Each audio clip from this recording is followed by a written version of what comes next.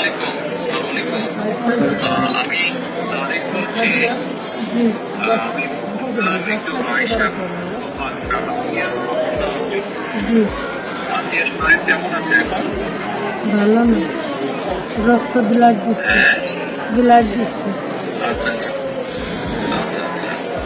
তো আমি আমাদের ওখানে যারা নেতা কর্মী আছে, বেশ কিছু নয়ন আছে, ওখানে ওকে আমি বলেছি আমাদের মাগুরায় যারা নেতৃত্ব আছে তাদেরকে আমি বলেছি যে তারা আমার পাশে থাকবে, তারা আসিয়ার পাশে থাকবে, যাতে করে আসিয়ার ন্যায় বিচার হয়। জি আসিয়ার সাথে যারা অন্যায় করেছে তারা যাতে শাস্তি পায়। জি এর জন্য আমাদের অবস্থান থেকে আমরা চেষ্টা করব, যতটুকু সম্ভব আমরা চেষ্টা করব যাতে দেশের আইন অনুযায়ী আপনারা যাতে সঠিক বিচার জি করতে জি এবং একই সাথে আমি নয়নকে বলেছি যে আসিয়ার জন্য চিকিৎসার জন্য যেসব ব্যবস্থা নেওয়া সম্ভব সেই সব ব্যবস্থাগুলো আমরা চেষ্টা করবো আমাদের দলের অবস্থান থেকে। না, ওই নয়ন ভাই খুব করেছে আমার জন্য।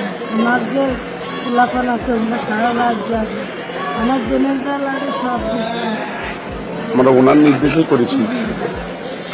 আপনার কাছে একটু আবদার যে আমার ছোট বলি, আপনি যদি দেখতেন ওই বুকগুলো কি করছে, তাহলে আপনার কেন আসতেন যে ওরা কি জঘন্য খারাপ করেছে আমার মনে শুনে।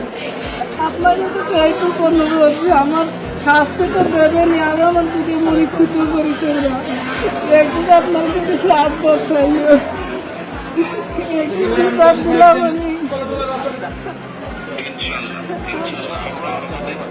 আমাদের অবস্থান থেকে আমরা চেষ্টা করবো যাতে আসিয়া ন্যায় বিচার সেই প্রতিষ্ঠা থাকবে। আপনি চিন্তা করবেন না, আসিয়ার চিকিৎসার জন্য যা কিছু প্রয়োজন আপনি যদি কিছু মনে করেন আমাদেরকে জানাবেন, ঠিক আছে? এতে নিয়ে টেনশন করবেন না। ভাই আসবে আমার সাথে।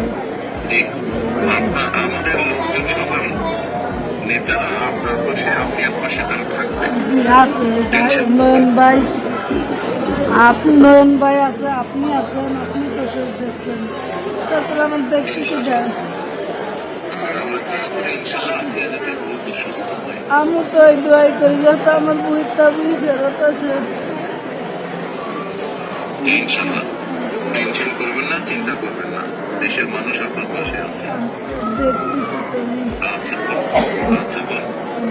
জি, দোয়া করে আর দোয়া করবেন অনেক। ইনশাআল্লাহ দোয়া করি ভালো থাকবেন।